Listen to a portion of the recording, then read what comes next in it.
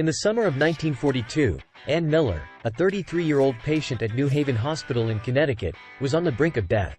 Suffering from a severe streptococcal infection that had spread rapidly, her prospects seemed grim.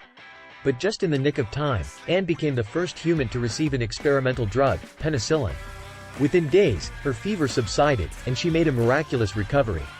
But what if I told you that today, such a life-saving drug might not have worked? Fast forward to the present day. Antibiotics, once hailed as the miracle drugs of the 20th century, are increasingly becoming less effective. Why?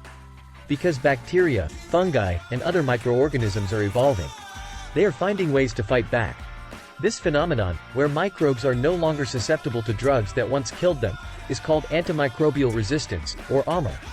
Now, imagine a world where a simple scratch could be fatal, where routine surgeries like appendectomies become high-risk procedures due to potential infections. That's the future we're inching closer to because of AMR. Globally, 700,000 people die each year due to drug-resistant diseases.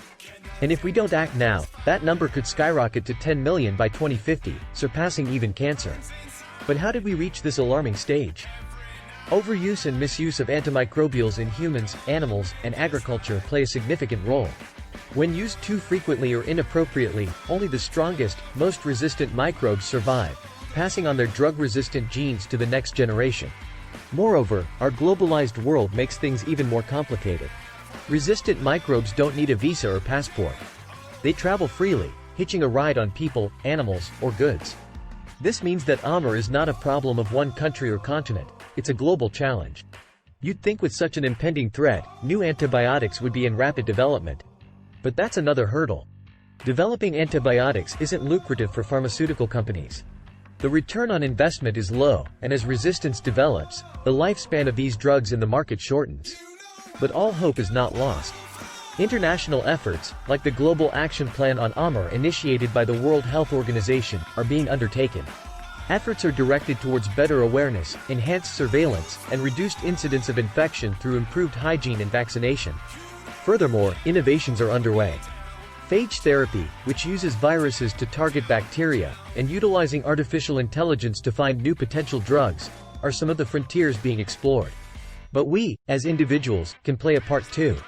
Simple actions like taking antibiotics only when prescribed, completing the full prescription, and not sharing antibiotics can make a difference. On a broader scale, advocating for policies that regulate and monitor antibiotic use in agriculture, and supporting research in this field can tilt the scales in our favor. In conclusion, while AMR paints a grim picture of the future, it's a problem that can be tackled with collective global action. The story of Ann Miller and penicillin is a testament to humanity's capability to overcome health challenges. But we need to act, and we need to act now. Because if we don't, the miracles of the past might just remain stories, with no hope of repetition in the future. If this insight intrigued you, don't forget to hit that like button and subscribe for more deep dives into pressing global issues.